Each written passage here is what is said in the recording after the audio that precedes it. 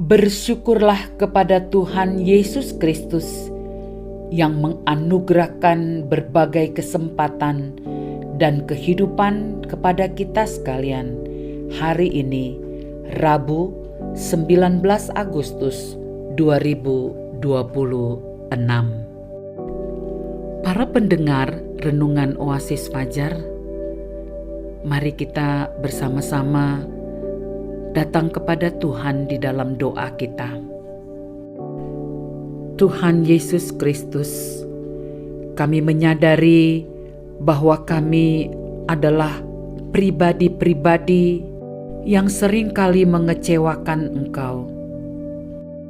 Namun Engkau tidak pernah jemu-jemunya memanggil kami untuk kembali kepadamu, untuk menerima kasih karunia-Mu. Melalui firman Tuhan ini, kami tahu bahwa Engkau menanti kami. Demi nama Yesus Kristus, kami berdoa. Amin. Saudara-saudara yang dikasihi Tuhan Yesus, firman Tuhan bagi kita semua pada hari ini terdapat di dalam kitab Yeremia 7 ayat 9 hingga ayat 15. Masakan kamu mencuri, membunuh, berzina, dan bersumpah palsu, membakar korban kepada Baal dan mengikuti Allah lain yang tidak kamu kenal. Kemudian kamu datang berdiri di hadapanku, di rumah yang atasnya namaku diserukan, sambil berkata, "Kita selamat," supaya dapat pula melakukan segala perbuatan yang keji ini. Sudahkah menjadi sarang penyamun di matamu rumah yang atasnya namaku diserukan ini? Kalau aku sendiri melihat semuanya, demikianlah firman Tuhan. Tetapi baiklah pergi dahulu ke tempatku yang di Silo itu, di mana aku membuat namaku diam dahulu. Dan lihatlah apa yang telah kulakukan kepadanya karena kejahatan umatku Israel. Maka sekarang, oleh karena kamu telah melakukan segala perbuatan itu juga, demikianlah firman Tuhan, dan oleh karena kamu tidak mau mendengarkan, sekalipun aku berbicara kepadamu terus-menerus, dan kamu tidak mau menjawab, sekalipun aku berseru kepadamu. Karena itulah kepada rumah yang atasnya namaku diserukan dan yang kamu andalkan itu, dan kepada tempat yang telah kuberikan kepadamu dan kepada nenek moyangmu itu, akan kulakukan seperti yang telah kulakukan kepada Silo. Aku akan melemparkan kamu dari hadapanku seperti semua saudaramu, yakni seluruh keturunan Efraim telah kulemparkan. Saudara-saudaraku, judul renungan kita hari ini adalah penipuan rohani. Dari ayat 10 sebagai penekanan, kemudian kamu datang berdiri di hadapanku di rumah yang atasnya namaku diserukan, sambil berkata, "Kita selamat," supaya dapat pula melakukan segala perbuatan yang keji ini. Sejarah Israel menjadi cermin yang kuat bagi kita.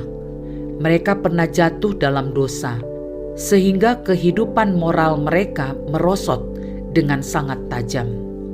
Ironisnya, di tengah kondisi itu mereka tetap menjalankan ibadah kepada Tuhan.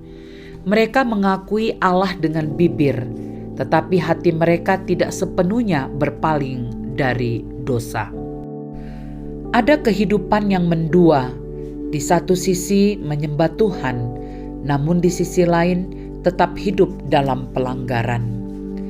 Bangsa Israel bahkan merasa aman karena keberadaan Bait Allah di tengah mereka. Mereka berpikir Allah tidak mungkin menghukum mereka karena kehadiran bait itu menjadi jaminan keselamatan. Namun mereka melupakan sejarah bahwa dahulu Bait Allah pernah dihancurkan di Silo karena ketidaksetiaan. Dan akhirnya, seperti yang dinubuatkan oleh Nabi Yeremia, Yerusalem pun benar-benar dihancurkan oleh bangsa Babel. Bait Allah dibakar dan umat dibuang ke pembuangan. Semua itu terjadi karena mereka terus hidup dalam dosa dan tidak sungguh-sungguh kembali kepada Tuhan. Dalam Perjanjian Baru, kita melihat Yesus sendiri menangisi Yerusalem. Terdapat di dalam Lukas 19 ayat 42 hingga 44. Ia melihat kerusakan moral dan hati yang jauh dari Tuhan. Meskipun secara lahiriah mereka tetap beribadah. Yesus menubuatkan kehancuran kota itu yang kemudian digenapi ketika bangsa Romawi menghancurkannya. Akar persoalannya tetap sama. Mereka lebih mengandalkan simbol agama daripada hidup dalam hubungan yang benar dengan Allah. Hati mereka terbagi antara Tuhan dan ilah lain. Karena itu, kita diajak untuk hidup dengan kesungguhan, tidak mengandalkan simbol atau kebiasaan rohani semata, tidak berkompromi dengan dosa, tetapi sungguh-sungguh menyerahkan hidup kepada Tuhan dengan hati yang tulus. Hidup yang berkenan kepada Tuhan adalah hidup yang utuh, sepenuhnya milik-Nya. Saudara-saudaraku, penegasannya adalah sudah waktunya kita tidak hidup lagi dalam kompromi. Jangan melayani dua Tuhan. Hiduplah sebagai pribadi yang berbeda, yang sungguh-sungguh setia kepada Tuhan. Saudara-saudaraku, mari kita berdoa. Tuhan Yesus yang baik, ampunilah kami jika kami masih hidup dalam kepura-puraan rohani. Bukakan mata hati kami untuk melihat kebenaran-Mu dan tuntun kami untuk hidup tulus serta setia di hadapan-Mu. Di dalam nama Tuhan Yesus kami berdoa. Amin. Para pendengar Renungan Oasis Fajar, demikianlah renungan hari ini. Tuhan memberkati kita semua. Amin.